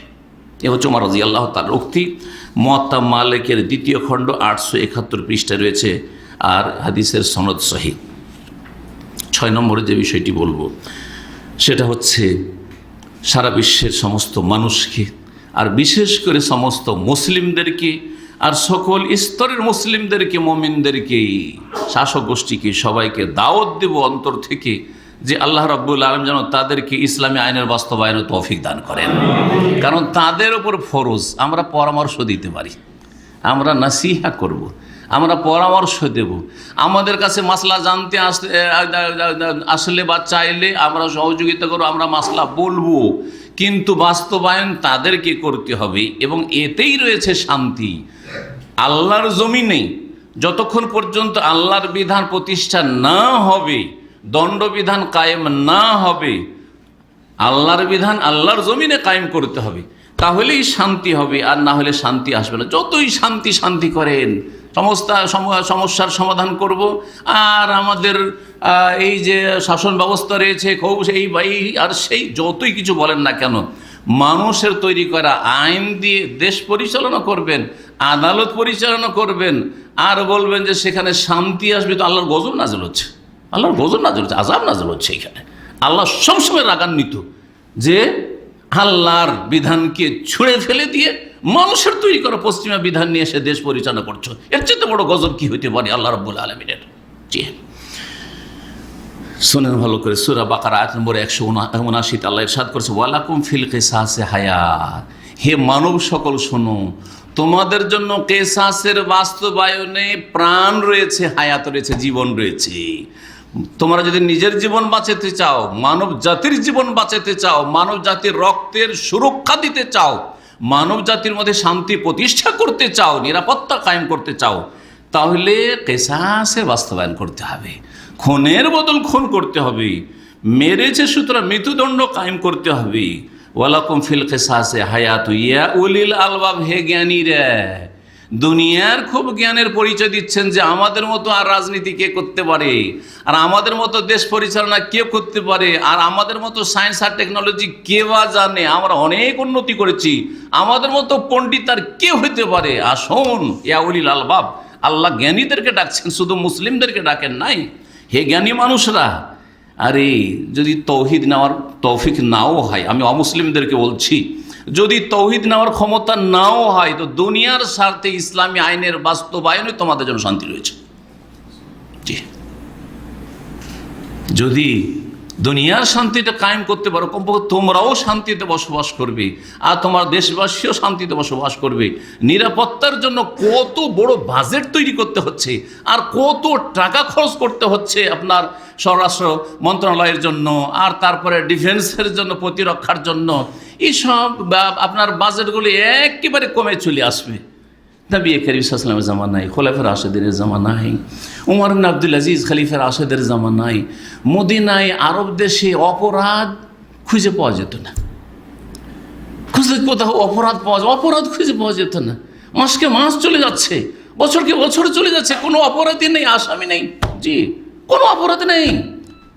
বাঘ আর ছাগল যেমন একই ঘাটে পানি খাই, সেই রকম অবস্থা। সুবহানাল্লাহ, লা ইয়াখাফু ইল্লা যিব, হ্যাঁ, লা ইয়াখাফু ইল্লাল্লাহু ওয়ায-যিব আলা গানামিহি। নবী করিম সাল্লাল্লাহু আলাইহি ওয়াসাল্লাম ভবিষ্যৎবাণী করেছেন যেমন একটা সময় আসবে যেই সময় মানুষ আল্লাহ ছাড়া কারো আর ভয় করবে না, কোনো ভয় নেই, আল্লাহ ছাড়া আর কারো ভয় নেই। আর নেকড়ে বাঘের ভয় থাকবে ছাগলের জন্য, কারণ নেকড়ে বাঘও ছাগলের পাগল, ছাগলের পাগল, ছাগল বের ছেড়ে দেবে না। তো এই ছাগলের একটু ভয় থাকবে নেকড়ে বাঘ বলে, আর মানুষ মানুষকে ভয় করবে না, মানুষ মানুষকে ভয় করবে না। জি, এটার বাস্তবায়ন তখনই হবে যখন ইসলামী আইনের বাস্তবায়ন করবেন, কোরআন সুন্নাহর বাস্তবায়ন করবেন, ওহীর বিধানের বাস্তবায়ন করবেন। ইয়া উলিল আলবাব লাআল্লাকুম তাত্তাকুন, যাতে করে তোমরা বাঁচতে পারবে। আরে বাঁচবে তোমরা, শুধু তাকওয়া অর্জন, তাত্তাকুন আল্লাহ, আল্লাহকে ভয় করবে। আল্লাহর ভয়ে যখন এই কাজটা করবে তখন জাহান্নামের আযাব থেকে বাঁচতে পারবে, আল্লাহর দুনিয়ার গজব থেকে বাঁচতে পারবে। আর তাত্তাকুন, এইসব অনিষ্ট থেকে, তাত্তাকুন আশ-শারর, দেশে অশান্তি বিরাজ করছে, মানুষ রাস্তাঘাটে নিরাপদ নয়, স্কুল কলেজে নিরাপদ নয়, ইউনিভার্সিটিতে নিরাপদ নয়, ছোট কচি কাচাকে মাদ্রাসা স্কুলে পাঠাচ্ছে নিরাপদ নয়। লাআল্লাকুম তাত্তাকুন আশ-শারর, এই অনিষ্ট থেকে তোমরা সুরক্ষিত হবে যদি তোমরা কিসাসের বাস্তবায়ন করো। ওয়ালাকুম ফিল কিসাসি হায়াতুন ইয়া উলিল আলবাব লাআল্লাকুম তাত্তাকুন। ছোট্ট কথা কোরআন কারীমের, কিন্তু অনেক কিছু শিখার রয়েছে, অনেক কিছুই শিখার রয়েছে। আল্লাহ যেন এর থেকে মুসলিম জাতিকে শিখার তৌফিক দান করেন, মুসলিম দায়িত্বশীলদেরকে এসব কথা শিখে তার বাস্তবায়নের তৌফিক দান করেন। সম্মানিত ভাতৃমণ্ডলী, 7 নম্বরে যে বিষয়টি বলবো সেটা হচ্ছে আল্লাহ রাব্বুল আলামিনের বেশ কিছু ওসিয়ত রয়েছে। আর ওসিয়তে বড় গুরুত্ব আমরা জানি। ওসিয়ত, বাপ মা যখন ছেলেকে বিদায় করে, মেয়েকে বিদায় করে শ্বশুর বাড়ি, ছেলেকে বিদায় করেছে প্রবাসে, আপনাকে বিদায় করেছে, আমাকে বিদায় করেছে, কিছু ওসিয়ত করে পাঠিয়েছে। ও কথাগুলি ভুলি না আমরা, বাপের ওসিয়ত, মায়ের ওসিয়ত, বিশেষ করে ইন্তেকালের পূর্ব মুহূর্তে যে ওসিয়তগুলি করে একেবারে ব্রেনে নকশা হয়ে বসে গেছে, কোনোদিন ভুলবেন না, স্মৃতি থেকে যাবে না। আপনার মনে আছে যে আমার আব্বা শেষ কথা কি বলেছিল, আমার আম্মা কি বলেছিল, ওসিয়ত। তো মানুষের ওসিয়তকে যদি এত আমরা গুরুত্ব দিই, তো রবের যদি ওসিয়ত থাকে কত গুরুত্ব দিতে হবে। আল্লাহ রাব্বুল আলামিনের বেশ কিছু ওসিয়ত কোরআনে কারীমে রয়েছে, তার মধ্যে 10টি ওসিয়ত সূরা আনআমের আয়াত নম্বর 151 থেকে 53 পর্যন্ত উল্লেখ করেছে আল্লাহ রাব্বুল আলামিন। এই আয়াতগুলিকে এই জন্য মুফাসসিরিনগণ আর আকীদার উলামাগণ বলেছেন আয়াতুল হুকুক, আয়াতুল ওয়াসায়াল আশার, 10টি ওসিয়ত বিশিষ্ট আয়াত, 10টি ওসিয়ত বিশিষ্ট আয়াত। তার মধ্যে একটি গুরুত্বপূর্ণ ওসিয়ত হচ্ছে ওয়ালা তাকতুলুন নাফসাল্লাতী হারামাল্লাহ, ওয়ালা তাকতুলুন নাফসাল্লাতী হারামাল্লাহ, যাকে হত্যা করা আল্লাহ হারাম করেছেন তাকে তোমরা হত্যা করিও না, খুন করিও না, ইল্লা বিল হক, তবে ন্যায়সঙ্গত হইলে। এর আগে তাফসীর করেছে ন্যায়সঙ্গত হইলে কখন হবে, আর ন্যায়সঙ্গত হইলে কে বা এর বাস্তবায়ন করবে। যালিকুম ওয়াসাকুম বিহি, এই ওসিয়ত আল্লাহ তোমাদেরকে করছেন। হে মানুষ, এই ওসিয়ত কে করছেন? আল্লাহ ওসিয়ত করছেন মানুষকে। যালিকুম ওয়াসাকুম বিহি, এটি স্পেশাল ওসিয়ত তোমাদের জন্য, রবের ওসিয়ত। লাআল্লাকুম তাকিলুন, যাতে করে তোমরা বুঝার চেষ্টা করো, যাতে করে তোমরা উপলব্ধি করো বিষয়টা যে এতে কল্যাণ রয়েছে, এতেই শান্তি কায়েম থাকবে। আল্লাহ যেন বোঝার তৌফিক দান করেন। জি হ্যাঁ, 8 নম্বর যে বিষয়টি বলবো সেটা হচ্ছে খুনি। একটু শুরুতে আমি ভূমিকাতে ইঙ্গিত করছিলাম, যেই ব্যক্তি জীবনে একবার কোনো মানুষকে খুন করে দিয়েছে সেই ব্যক্তি কুফরি থেকে নিরাপদ নয়। সে কুফরিতে চলেই গেছে অথবা কুফরির কাছাকাছি চলে গেছে। এর দলিল শোনেন। আব্দুল্লাহ বিন মাসউদ রাদিয়াল্লাহু তাআলা আনহু থেকে বর্ণিত, কালা রাসূলুল্লাহ সিবাবুল মুসলিমে ফুসুকুন ওয়া কিতালুহু কুফরুন, মুসলিমকে গালমন্দ করা হচ্ছে ফাসেকি কাজ, পাপিষ্ট। ফাসেক মানে পাপিষ্ট লোকের কাজ, পাপিষ্ট ছাড়া গাল দেবেন না। এই জন্য আলহামদুলিল্লাহ কোরআন সুন্নাহ অনুসারী আলেমদের মুখে কোনো গাল পাবেন না। আর যত বিদাতি আলেম, যত বিদাতি লোকেরা, যত গুমরাহ বিভ্রান্ত লোকেরা যারা কোরআন সুন্নাহ থেকে সরে আছে, তাদের কাছে যেহেতু দলিল নেই তখন দলিলের বদলে গালি ব্যবহার করে। দলিল নেই তখন গালি। জি হ্যাঁ, কিন্তু আলহামদুলিল্লাহ আল্লাহর বিধান, কোরআনের দলিল আছে, রাসূলের হাদিসের দলিল আছে, ওহী আছে আমাদের কাছে। কেন অশ্লীল হতে যাব? যেই ব্যক্তি গাল দেয় সেই ব্যক্তি অশ্লীল চরিত্রের মানুষ, সেই ব্যক্তি নোংরা, সেই ব্যক্তি সমাজের নিকৃষ্ট। আর তারপরে এটা একটা ভালো মানুষের কাজ নয়, ফাসেক পাপিষ্ট লোকের কাজ। পাপিষ্ট, যদিও আপনি ধর্মের রঙে রঞ্জিত হয়ে গালি দিচ্ছেন, মনে করছেন যে না না না খুব সোয়াবের, না সোয়াব না, আপনি খুব বড় নোংরা মানুষ, আপনি খুব অশ্লীল চরিত্রের মানুষ, আপনার ভাষা এত অকথ্য ভাষা, এটা মুসলিমের চরিত্র না, এটা পাপিষ্ট লোকের চরিত্র। সেবাবুল মুসলিমে ফসুকুন, মুসলিমকে গালমন্দ করা ফাসেকের কাজ। ওয়াকিতালুহু কুফরুন, আর মুসলিমের সাথে মারামারি করা অস্ত্র নিয়ে যাতে মরে যাওয়ার, খুন হয়ে যাওয়ার আশঙ্কা আছে, এটা যে কুফর। লড়াই করাই যদি কুফর হয় তাহলে খুন করা কি হইতে পারে চিন্তা করুন তো দেখি। লড়াই করাতে নাও মরতে পারে, মারামারি করলো, কিছু আহত হইলো কিন্তু নিহত হইল না। কিন্তু সেটা যদি কেতাল থেকে কাতলে চলে যায়, যদি খুন করে দেয়, তাহলে কি হইতে পারে চিন্তা করুন আপনি। ওয়াকিতালুহু কুফরুন, আর লড়াই করা, যেই লড়াইয়ে মানুষ হতাহত হয় সেটা হচ্ছে কুফরি। যদি এই কুফরি সবসময় বড় কুফরি না, কখনো কুফরুন দুনা কুফরিন, যেমন ইমাম বকর রাহমাতুল্লাহ আলাইহি বলেছেন কিতাবুল ঈমানে, কখনো নিচের কুফরি, ওপরের কুফরি, আর কখনো ওপরের কুফরি। ওপরের কুফরি কখন? একটু আগে যেমন বললাম, যখন হালাল মনে করবে, যখন কিছু পরোই করবে না, কোরআনী বিধানের কোনো পরোই করবে না, কিন্তু অনেক সময় রাগে বরদাস্ত করতে পারেনি, তখন বলবে যে কুফরুন দুনা কুফরিন। তাহলে খুনি সব সময় ছোট কাফের নয়, কখনো বড় কাফের আর কখনো ছোট কাফের। ছোট কাফের হচ্ছে আল্লাহর নিয়ামতের সে অকৃতজ্ঞ। আল্লাহ যে মুমিনদের মাঝে ইসলামিক ভ্রাতৃত্ব দিয়েছেন, আমার মুসলিম ভাই, সেই ভ্রাতৃত্বের এর শুকরিয়া আদায় না করে সে কৃতজ্ঞতা করলো, অকৃতজ্ঞ হলো, সুতরাং সেই ব্যক্তি ছোট কুফরি করল। আর কুফরির কাছাকাছি চলে গেল। কুফরুন আরেকটি অর্থ হচ্ছে সে কুফরির কাছাকাছি চলে গেল। তো এই ছিল বুখারী মুসলিমের হাদিস। আরও একটি হাদিসের অংশ শোনাই যেটা এই বিষয়টিকে সমর্থন করে। বুখারী মুসলিমের সেটিও হাদিস, নবী সাল্লাল্লাহু আলাইহি ওয়াসাল্লামের লম্বা হাদিসের একটা অংশ, যে হজের ময়দানে খুতবা দিয়েছেন তার একটা অংশ। লা তারজিউ বাদি কুফারা, আমার পরে তোমরা কাফের হয়ে পাল্টে যেও না। আমার পরে তোমরা কুফারান, স্পষ্ট শব্দ, কাফের হয়ে উল্টো দিকে চলে যেও না। তারপরে বলছেন ইয়াদরিব বাযুকুম রিকাবা বাযিন, কিভাবে কুফরিতে পাল্টে যাওয়া, কাফের হয়ে পাল্টে যাওয়া ইসলাম থেকে? একজন অপরজনের গর্দন উড়িয়ে দেবে, একজন অপরজনকে খুন করবে, এর মাধ্যমে কি হয়ে যাবে? ফিরে যাবে কুফারান হয়ে। তাহলে কি বোঝা গেল? যে ব্যক্তি খুন করে সে ফিরে যায় ইসলাম থেকে, কাফের হয়ে সে বড় কাফের, অথবা কুফরির কিনারায় চলে গেছে, সেজন্য সে ছোট কাফের, কুফরির কিনারে চলে গেছে। যেমন আল্লাহ বলছে কুনতুম শাফা আলা হুফরাতি মিনান নার, তুমি জাহান্নামের কিনারে তোমরা চলে গেছিলে, আল্লাহ সেখান থেকে রক্ষা করেছেন। তো যে ব্যক্তি খুন করে সে ভাই কুফরির কাছাকাছি চলে গেছে, একবারে কিনারায়, আর না হলে সে পুরো বড় কুফরিতে চলে গেছে। দুইয়ের এক অবশ্যই। এই জন্য অধিকাংশই খুনিদের ক্ষেত্রে দেখা যায় যে খুনি কোনো দিন সংশোধিত হয় নাই, ছোট খুনি বড় খুনি হয়। আর বিশেষ করে মানব রচিত আইনের ফলস্বরূপ যা হয়, 5 বছর জেল খেটে বড় বড় ছোট খুনি জীবনের প্রথম খুন করেছিল, গিয়ে বড় বড় খুনি যারা 25, 50, 100টা খুন করেছে, ওইসব খুনিদের সাথে চেনা পরিচয় হয়ে গেছে। আর তারপরে বড় খুনি শেষে সমাজে 5 বছর থেকে জেল থেকে বেরিয়ে, 5 বছর পরে জেল থেকে বেরিয়ে আসলো। জি, একেবারে এতে কোনো সন্দেহ নেই যে খুব কম পাবেন আপনি, পাওয়াই মুশকিল এইরকম লোক। থাকতে পারে হাজার, কয়েক হাজার, একটা হয়তো থাকতে পারে, কিন্তু আল্লাহ রাব্বুল আলামিনের এত গজব আর লানত হয় যে সংশোধন, ইসলার, তওবার তৌফিকই আল্লাহ দেন না এরকম অপরাধীদেরকে। 9 নম্বরে যে বিষয়টি বলবো সেটা হচ্ছে মুসলিমের রক্তের অনেক মূল্য আছে আল্লাহর কাছে, যদিও মানুষের কাছে আজকে মূল্য নেই। কাফেরদের কাছে তো কোনো মূল্যই না মুসলিমের রক্তের, সবচেয়ে সস্তা। আর মুসলিমদের কাছে মুসলিমের রক্তের মূল্য নেই। ভারতে কাফের গণপিটুনি দিয়ে মারছে, আর বাংলাদেশে মুসলিম, কথিত মুসলিম, আইডি কার্ডে মুসলিম, মুসলিমকে গণপিটুনি দিয়ে মারছে। আউযুবিল্লাহ, আউযুবিল্লাহ। মুসলিমের রক্ত আল্লাহ রবের কাছে সবচেয়ে বেশি মূল্যবান।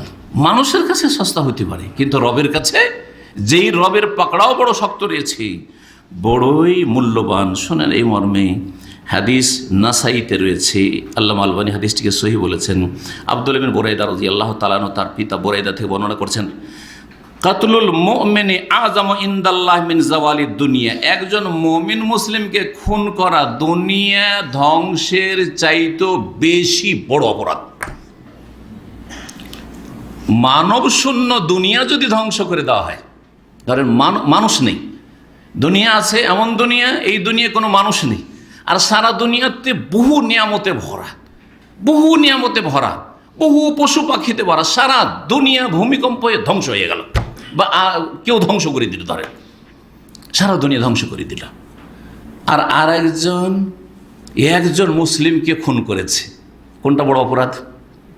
একজন মুসলিমের রক্ত বেশি মূল্যবান, সুতরাং সেই ব্যক্তি তার চাইতে বড় অপরাধ করলো।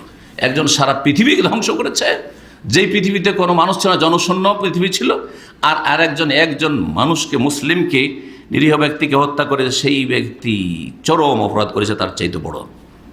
এই ছিল একটি হাদিস। আরেকটি হাদিস, যে হাদিসটি আল্লামা আলবানী সাহিহাতে নিয়ে এসছেন 3420 নম্বর। এই জন্য সাহিহার কথা উল্লেখ করে দিলাম যে কেউ কেউ হাদিসটিকে জয়ীফ বলেছেন, সেই জন্য বললাম যে সিলসিলা সাহিহাতে এই হাদিসটি এসছে। রাসূলুল্লাহ সাল্লাল্লাহু আলাইহি ওয়াসাল্লাম একদিন বাইতুল্লাহর তওয়াফ করছিলেন, কাবা শরীফের তওয়াফ করছিলেন।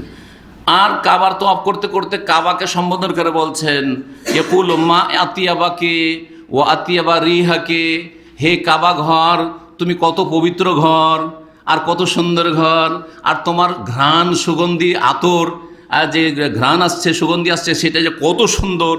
মা আজামাকে, তুমি যে কত মহান ঘর, ও আজামা হরমাতাকে, আর তোমার মান মর্যাদার সম্মান যে কত বেশি আল্লাহ দিয়েছেন।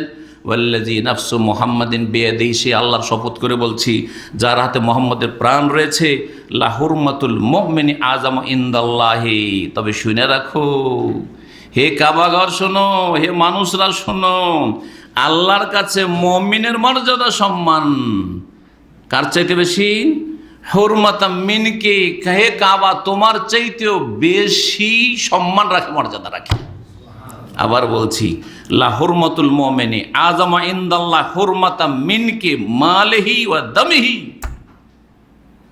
মানুষের রক্ত, মানুষের ধন, শুধু রক্ত না, খুন করা নয়, মানুষের চুরি করা, ডাকাতি করা, ছিনতাই করা, বেঈমানি করা, আত্মসাৎ করা, জমি দখল করা, বাড়ি দখল করা, এই সমস্ত কিছু ধন সম্পদ নষ্ট করা যদি কেউ করে, তাহলে সেই ব্যক্তি কাবা ধ্বংস করার চাইতে বড় অপরাধ করল। কারণ কাবার চাইতে বেশি মর্যাদা মুসলিমের ধন সম্পদের, মুসলিমের মান ইজ্জতের, মুসলিমের রক্তের। আল্লাহ রাব্বুল আলামিন বুঝার তৌফিক দান করেন। ওয়া আন্নাজুন্না বিহি ইল্লা খাইরা, আর একজন মুসলিম সম্পর্কে সবসময় যেন সুধারণ রাখি, কুধারণ রাখবেন না, কুধারণ রাখবেন না।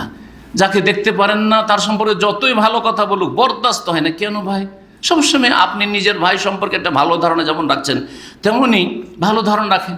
যদি একজন মানুষ সম্পর্কে ভালো ধারণা রাখেন, তো কখনো গণপ্রতিনিধি মারবেন না, যে এই ছেলেধরা কখনো মারতেন না। এসছে কি কাজে, আহারে, আর তাকে ছেলেধরা মেরে দিলেন। তাহলে শরীয়তের বিধান আমরা মানব জীবন থেকে সরিয়ে দেওয়ার কারণে এইসব পাপগুলি ছড়িয়ে পড়েছে, আর এসব আযাবগুলি এসেছে। এই আযাব যদি আজকে কারো জন্য এসছে, আপনিও প্রতীক্ষায় থাকেন, হে অপরাধীরা, তোমরা প্রতীক্ষায় থাকো, তোমাদের জন্য সেই আযাব আসতে যাচ্ছে। আল্লাহ যেন এখনও সংশোধন করার তৌফিক দান করেন। 10 নম্বরে যে বিষয়টি বলো, সেটা হচ্ছে খনি হচ্ছে সর্বহারা। খনি হচ্ছে সর্বহারা। যার টাকা নেই, কড়ি নেই, পয়সা নেই, সে সর্বহারা নাই। রাসূলুল্লাহ সাল্লাল্লাহু আলাইহি ওয়াসাল্লাম একদিন আবু হুরায়রা থেকে হাদিস বর্ণিত, সহিহ মুসলিমের হাদিস, জিজ্ঞেস করলেন, আতাদরুনা মানিল মুফলিস, তোমরা কি জানো যে সর্বহারা কে? তখন সাহাবীরা আল্লাহ রাসূলু আলাম, আল্লাহ এবং তার রাসূল সাল্লাল্লাহু বেশি জানেন। তখন তিনি বললেন, হ্যাঁ না, তারা প্রথম বললেন যে আল মুফলিসু ফিনা মান লা দিরহাম ওয়ালা মাতা, আমাদের মধ্যে সর্বহারা ওকেই জানি যার কাছে টাকা নেই, কড়ি নেই, পয়সা নেই, খাবার নেই, কিছুই নেই, বস্ত্র নেই, বাড়ি নেই, ঘর নেই, রাস্তায় ফুটপাতে বাস করে, একটু পরে খিদা লাগবে, খাবে, কিছুই নেই তার কাছে, সেই ব্যক্তি হচ্ছে সর্বহারা, মুফলিস। তখন রাসূলুল্লাহ সাল্লাল্লাহু আলাইহি ওয়াসাল্লাম বললেন, ইন্নাল মুফলিসা মিন উম্মতি মান ইয়াতি ইয়াউমাল কিয়ামাতি বিসালাতিন ওয়া সিয়ামিন ওয়া যাকাতিন ওয়া আতিকাদ শাতামা হাযা ওয়া আকালা মালা হাযা ওয়া দারাবা হাযা ওয়া সাফাকা দামা হাযা ওয়া কাযাফা হাযা। বললেন, না, তোমরা আসলে মুফলিস চেনোনি, সর্বহারা চেনোনি, নিঃস্ব সর্বহারা চেনোনি তোমরা। আমার উম্মতের সর্বহারা ওই সব লোকেরা যারা কিয়ামতের দিন আসবে খালি হাতে, বেসলাতিন, 5 ওয়াক্ত নামাজ ঠিক আছে, এরা তো বেনামাজি। এই খনিগুলো আজকালকার খনি তো সব প্রায় বেনামাজি। আমি এখন পর্যন্ত জানি না যে খুনি আর 5 ওয়াক্ত নামাজি পাওয়াই মুশকিল আছে আমাদের দেশগুলিতে বিশেষ করে। তো বেনামাজি যদি হয় তার সাথে আর খুনিও হয়, তাহলে তার যে কত আযাব। যদি নামাজিও হয়, নামাজের পাহাড় নিয়ে বেসলাতিন ও সিয়ামিন, জীবনে কোনো রোজা ছাড়েনি, ও জাকাতিন, জাকাতও দিয়েছে, পয়সাওয়ালা ছিল, কিন্তু তার সাথে সাথে জান্নাত পাওয়া উচিত ছিল, কিন্তু না, সর্বহারা, সব চলে যাবে, সে সব শেষ হয়ে যাবে। ওই এতেকাদের সাথে মাহাজা, কাউকে গালি দিয়েছে, অশ্লীল ভাষা প্রয়োগ করেছে, সোশ্যাল মিডিয়ার যুগে কমেন্ট করে গালি দেওয়া। আর এছাড়াও এই আজকাল ফোরম্যান সুপারভাইজার যে ভাষা এত খারাপ, লেবারদেরকে গালি দেয়, বুঝতেই পারেন, ড্রাইভারদের ভাষা, রাগ করবেন না, কোনো ড্রাইভার থাকলে, কিন্তু অধিকাংশ এটা এই পেশার সব এটাই চরিত্র, এটা আর কি। জি, চলে যান, শুধু এই যে ড্রাইভাররা এখানে গোড়াগড়ি, তাদের ভাষা দেয় কত খারাপ, ওর গাড়িতে না চড়ে 2-4টা গালি খাবেন। জি হ্যাঁ। তো বলছেন যে কাউকে গালি দিয়েছে, কারোর মিথ্যা অপবাদ দিয়েছে, কারো ধন সম্পদ অন্যায় বা ভক্ষণ করেছে, ওয়াসাফাকা দামাহাজা, কাউকে খুন করেছে, সুতরাং কি হবে, একটা হক যে বাকি আছে, ওয়ারেসিনরা কি নিয়ে এনেছে, কেসাস নিয়ে এনেছে, অথবা দিয়াত, রক্তপণ নিয়ে নিয়েছে। আল্লাহর আযাব তো আছে, ওটা তো আল্লাহর হক, আল্লাহ নিবেই, বা আল্লাহ মাফ করবে, সেটা আল্লাহর ইচ্ছা। কিন্তু এই যে ব্যক্তি যে নিহত হলো, এ কি পাবে, ফায়ুতা হাজা মিন হাসানাতিহি, কিয়ামতের দিন আসবে, আসার পর দরখাস্ত করবে, ইয়া রব্বে সাল হাজা ফিমা কাতালানি, হাদিস রয়েছে, চলে আসবে, ঝরঝর করে রক্ত প্রবাহিত থাকবে। জি হ্যাঁ, ওয়াজুরহু তাসখাবু দামান, রক্ত প্রবাহিত থাকবে, ঝরঝর করে তাজা রক্ত। আল্লাহকে দেখাবে যে এই যে দেখো আল্লাহ, আমার রক্ত ঝরছে, এর আমার রক্ত ঝরিয়েছে। ইয়া রব্বে, আর ধরে টেনে হেঁচড়ে নিয়ে আসবে ওই লোক খনিগুলিকে টেনে হেঁচড়ে নিয়ে আসবে, আর বলবে ইয়া রব্বে সাল হাযা হাত্তা ইউদনিয়াহু মিনাল আরশে, আরশের কাছে নিয়ে এসে আল্লাহর কাছে হাজির করে দিবে হাসরের মাঠে। আর বলে সাল হাযা, এই খনিগুলিকে জিজ্ঞেস করো, কেন আমাকে খুন করেছিল, আমি কি করেছিলাম, আমার উপরে কেসাস নাফেজ করেছিল, হ্যাঁ, আমি কি ব্যভিচার করেছিলাম, বিবাহিত, হ্যাঁ, না আমি মুরতাদ হয়ে গেছি, আমাকে কেন খুন করেছিল, আমার রক্ত কি হালাল ছিল। আল্লাহ রাব্বুল বলে তখন কি করে, ফায়ুতা হাজা মিন হাসানাতিহি, নেকি দিয়ে রাজি করে দেবে, যা, এর নেকি তুই জান্নাত চলে যা, আর এর গুনার বোঝা নিয়ে তুই জাহান্নামে চলে যা। খুনি এত নামাজ রোজা নিয়ে এসে কোনো কাজে আসলো না। জি হ্যাঁ, কিয়ামতের মাঠে প্রথম হিসাব আর প্রথম ফয়সালা, এটা দিয়ে আলোচনা শেষ করে দেব, কথা লম্বা না করে। প্রথম হিসাব কি সম্পর্কে হবে, সালাত সম্পর্কে। সুতরাং নামাজের কোর্সটা ঠিক করেন, শুরুতেই বলেছি, কিন্তু আউয়ালা মা ইউহাসাবু বিহিল আবদু ইয়াউমাল কিয়ামাতি সালাত, সর্বপ্রথম হিসাব হবে কিসের, হিসাব যখন হবে আল্লাহর কাছে, আল্লাহর সামনে, তখন নামাজের হিসাব হবে। আর যখন বিচার হবে, হিসাব আর বিচার, কাদা, একটা হচ্ছে মুহাসাবা হিসাব, আর একটা হচ্ছে কাদা। নবী সাল্লাল্লাহু আলাইহি ওয়াসাল্লাম বলছে আউয়ালা মা ইউকযা বাইনান নাসি ইয়াউমাল কিয়ামাতি ফিদ-দিমা, সর্বপ্রথম মানুষের মাঝে যা নিয়ে বিচার সালিস হবে কিয়ামতের মাঠে, সেটা হবে ফিদ-দিমা, খুন সম্পর্কে। কে কাকে খুন করেছে, খুনির বিচার, আগে খুনির বিচার, তারপরে তখন টাকা পয়সা বেইমানি করেছে, চুরি ডাকাতি করেছে, তার বিচার, আর অন্য জমি বেইমানি করেছে, এর বিচার, আর সেই বিচার, মিথ্যা অপবাদ দিয়েছে তার বিচার, গাল দিয়েছে তার বিচার, ওই সব বিচার পরে, কিন্তু খুনের বিচার প্রথম কিয়ামতের মাঠে হবে। হাদিস বুখারী মুসলিমের, হাদিস বুখারী মুসলিম। সুতরাং খুনিরা যেন প্রস্তুত থাকে, আর যারা সামান্য কথাই খুনের জন্য লাফ দিয়ে ওঠে, মারামারি করার জন্য লাফিয়ে ওঠে, তারাও যেন প্রস্তুত থাকে। আল্লাহ যেন তাদেরকেও হেদায়েতের উপর ফিরিয়ে নিয়ে আসেন, এবং তাদেরকে আল্লাহ রাব্বুল আলামিন যেন ভালো জ্ঞান দান করেন, আল্লাহ রাব্বুল আলামিন তাদেরকে তওবার তৌফিক দান করেন, আল্লাহ রাব্বুল আলামিন আমাদেরকে তার রহমত থেকে বঞ্চিত না করেন, এবং আল্লাহ যেন আমাদেরকে জাহান্নামের রাস্তা, জাহান্নামীদের রাস্তা থেকে হেফাজতে রাখেন। সম্মানিত ভাতৃমণ্ডলী, একটি কথা না বললে হয় না, এতক্ষণ তো আলোচনা করেছিলাম, হাদিসগুলি প্রায় মুসলিম শব্দ, মুমিন শব্দগুলি এসেছে। অমুসলিম সম্পর্কে একটি সহিহ বুখারী হাদিস রয়েছে, কেউ যদি অমুসলিমকেও খুন করে, তো ও এত বড় অপরাধ করলো যে সে জান্নাত পাবে না, দীর্ঘকাল তাকে জাহান্নামে থাকতে হবে, চিরকাল যদি নাও হয়, দীর্ঘকাল জাহান্নামে থাকতে হবে। এই মর্মে হাদিসটা আপনাদের শুনিয়ে দিই।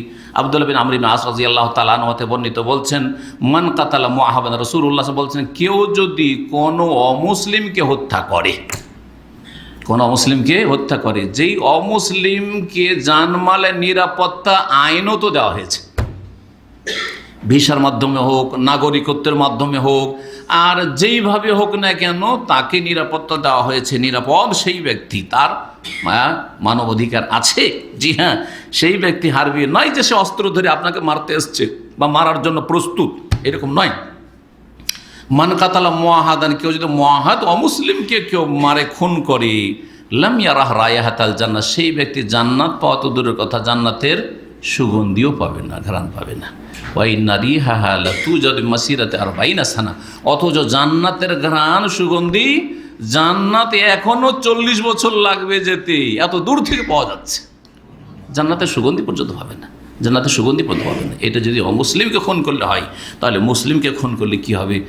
একটি কথা আর না বললে হয় না, যে যে কথাটি বলছিলাম তার সাথে এই কথাটি অ্যাড করি। সেটা হচ্ছে যে যারা খুনি তাদেরকে তওবা সাধারণত নসিব হয় না, কিন্তু তওবা যদি করে তো তওবা কবুল হবে কি না।